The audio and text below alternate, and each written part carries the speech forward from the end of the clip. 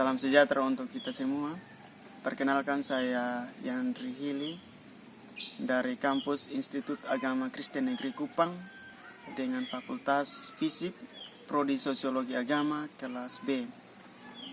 Di sini saya akan mengangkat sebuah kasus yang dimana kasus ini sangat fenomenal terjadi di dalam masyarakat sendiri ataupun terjadi di seluruh dunia, yaitu tentang COVID. Nah, di kasus ini saya sebagai kontra terhadap pemerintah, di mana pemerintah menganjurkan masyarakat untuk melakukan kegiatan 3M untuk memutuskan mata rantai. Bahkan juga di dalam bidang pendidikan itu sendiri pun mengalami hal yang sama, di mana semua aktivitas dalam bidang pendidikan ataupun perkantoran dibatasi dan semuanya dilakukan di dalam daring atau di dalam jaringan. Nah, di sini saya telah bersama dengan salah satu narasumber, di mana dia sebagai kontra terhadap kebijakan yang dianjurkan oleh pemerintah. Salam sejahtera untuk kita semua. Perkenalkan, nama saya Eben Banunu. Saya dari Institut Agama Kristen Negeri Kupang, Fakultas Fisip, Prodi Sosiologi Agama. Bang, mengenai situasi kejadian yang terjadi, segala protokol, segala pembatasan dilakukan oleh pemerintah dalam semua bidang, semua aspek, bagaimana menurut tanggapan Anda mengenai hal tersebut? Apakah mungkin ada kejanggalan ataupun seperti apa pengamatan Anda? Kalau menurut pengamatan dari saya merasa itu pemerintah sangat tidak adil. Dalam hal apa, Bang? Tidak adil? Kenapa saya bilang tidak adil? Kenapa pemerintah membiarkan masyarakat berkeliaran di luar sana tidak mematuhi protokol kesehatan. Iya. Terus juga tidak membatasi kerumunan seperti di pasar malam maupun di pasar hari-hari, bahkan di pesta sekalipun tidak dilarang begitu. Itu menurut saya itu tidak adil. Itu kalau dikaitkan dengan nilai Pancasila, itu sila keberapa itu? Sila kelima, keadilan sosial. Itu tidak ada sama sekali, saya rasa itu tidak ada keadilannya. Di mana keadilan? Di sini saya tuntut keadilannya, Bang. Baik. Berarti menurut Abang, kalau misalkan seharusnya kalau memang pendidikan juga dilakukan secara daring karena dibatasi dengan protokol kesehatan untuk memutuskan mata rantai, berarti juga di luar sana pemerintah aktivitas masyarakat juga setidaknya harus dibatasi supaya memang benar-benar mata rantai COVID ini memang benar-benar kita bisa melawan dengan 3M itu. Ya, aktivitas manusia dikurangi supaya bisa mencegah terjadinya penularan COVID ini. Begitu ya, Bang? Ya, begitu. Karena apa? Karena pendidikan ini kan yang lebih diutamakan. Iya. Saya sangat setuju, Bang. Iya, pendidikan ini lebih diutamakan. Pendidikan ini kan menunjang ke masa depan. Iya kan, Bu? Iya, siap. Kenapa dibatasi begitu? Iya. Itu kan sangat tidak adil. Dia batasi ya. Coba Bung kasih saya alasan yang lebih akurat begitu. Iya, baik.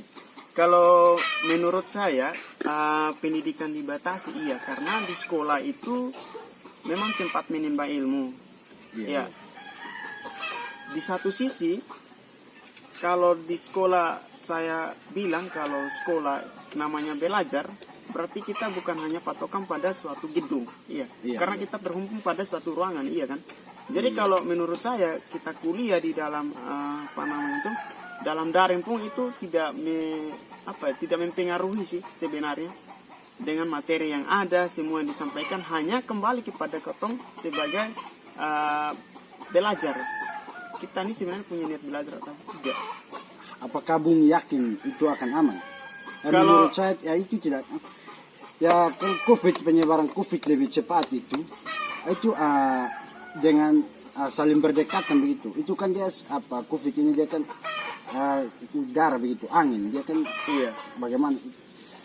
Itu penularannya lebih cepat dari angin. Nah kan di luar sana banyak masyarakat yang berkeliaran tidak mematuhi protokol kesehatan. Iya, saya sangat setuju dengan abang kalau memang di luar sana sama dengan bidang pendidikan itu kan tidak dimeratakan aturannya. Iya, Tapi di satu sisi kalau menurut saya di apa namanya tuh di sistem pendidikan karena aktivitasnya pendidikan itu setiap hari mau dibilang, jadi salah satu langkah untuk bisa mengurangi mengurangi aktivitas manusia. Bahkan maksudnya kan pendidikan itu kan dia erat dengan sistem pemerintahan yang lebih mau bilang kita punya kesadaran inisiatif tingginya lebih tinggi begitu. Bagaimana caranya kita bisa mendukung pemerintah untuk memberantas kasus ini. Jadi kalau di luar sana masyarakat kenapa pasar ataupun itu dibiarkan, tapi saya kira tidak dibiarkan sih. Itu ada beberapa aparat juga, bukan beberapa sih, tapi aparat kepolisian ataupun tentara sering turun ke masyarakat untuk menitipkan tentang protokol kesehatan itu, selalu disosialisasikan untuk kembali pada kesadaran masyarakat untuk bisa mematuhi protokol kesehatan yang ada. Tapi di satu sisi bahwa kita juga menyadari bahwa di dalam pasar itu sendiri itu adalah tempat di mana kita jual beli barang sembako. Jadi ya saya kira kalau memang jual beli sembako tidak dilakukan dengan secara online, tidak semuanya, iya kan? Iya, tidak semuanya dilakukan secara online. Kalau kita belajar, tapi begini Bung, tapi ya setidaknya dibatasi begitu. Iya. Karena penyebarannya lebih cepat kan melalui udara. Iya, siap. Nah, kalau dengan kerumunan saya rasa itu penyebarannya sangat cepat. Nah, kalau di sekolah itu kita bisa mematuhi protokol kesehatan, duduknya juga bisa jaga jarak, ya kan? Iya, siap. Terus kenapa harus dibatasi begitu? Iya, jadi di sini kan di toko kan di dalam ruangan juga, iya kan Bang? Iya, siap. Kenapa itu maksudnya juga kadang-kadang kerumunan lah. Iya, istilah tapi itu masih diizinkan. Di mana keadilan? Berarti di sini menurut abang keadilan itu maksudnya tidak merata bagi semua kalangan begitu. Bagi semua kalangan, iya. Ya salah satu saya setuju itu, tapi di sisi lain juga kita kalau apapun yang menjadi kebijakan pemerintah pasti kita percaya bahwa itu pasti terbaik untuk melindungi kita masyarakat. Jadi kalau untuk sekarang masih adanya dengan COVID ini, kita sangat dukung pemerintah. Dan kita percaya semuanya kepada pemerintah bahwa apapun yang diputuskan pasti itu yang terbaik untuk kita. Namun di sisi lain kita sebagai masyarakat juga kita berhak untuk menyampaikan argumentasi, kita menyampaikan pendapat kita sebagai warga negara, iya kan? Karena saya percaya bahwa setiap warga negara itu punya hak yang sama untuk mengungkapkan pendapat. Jadi setiap orang punya kebebasan dalam berpendapat begitu. Mungkin dengan seperti ini kita bisa jadi yang tadi kembali ke tadi yang kalau dari saya pemerintah sudah berupaya keras Bang untuk dimana mengatasi COVID ini. Kalau dari kemarin setelah Lebaran itu COVID itu sangat anjlok.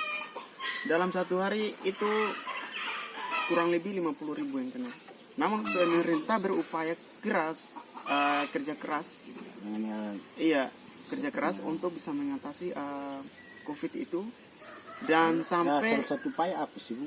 Iya, upaya yang dilakukan adalah membatasi aktivitas masyarakat yang dimana dilibatkan dengan TNI Polri ya sampai dibatasi sampai kelurahan masing-masing daerah kalau tidak salah itu.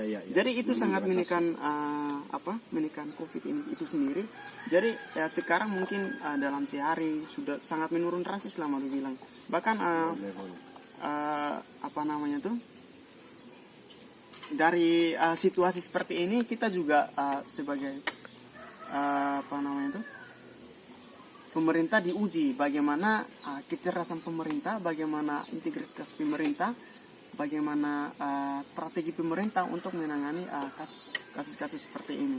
Nah, kita sebagai warga negara kita sangat mendukung sih apapun yang diusulkan oleh pemerintah selagi itu masih baik untuk kita masyarakat, selagi melindungi kita sebagai warga negara. Saya rasa pemerintah sangat prihatin dengan hal tersebut karena bukan hanya di Indonesia saja, tapi di luar negeri juga bahkan seluruh dunia sih untuk COVID ini sangat melanda untuk seluruh dunia.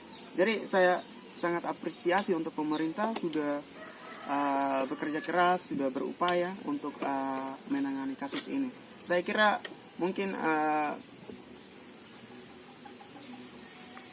jadi ya mungkin itu sih perbincangan dari kita. Mungkin terima kasih banyak juga untuk Bung sudah mengeluarkan waktu pikiran untuk kita saling tukar pikiran dengan situasi seperti ini. Tapi ya kita sama-sama berharap yang terbaik lah untuk kita punya negeri tersebut. Ya terima kasih Bung untuk waktunya. Ya terima kasih juga Bung. Siap.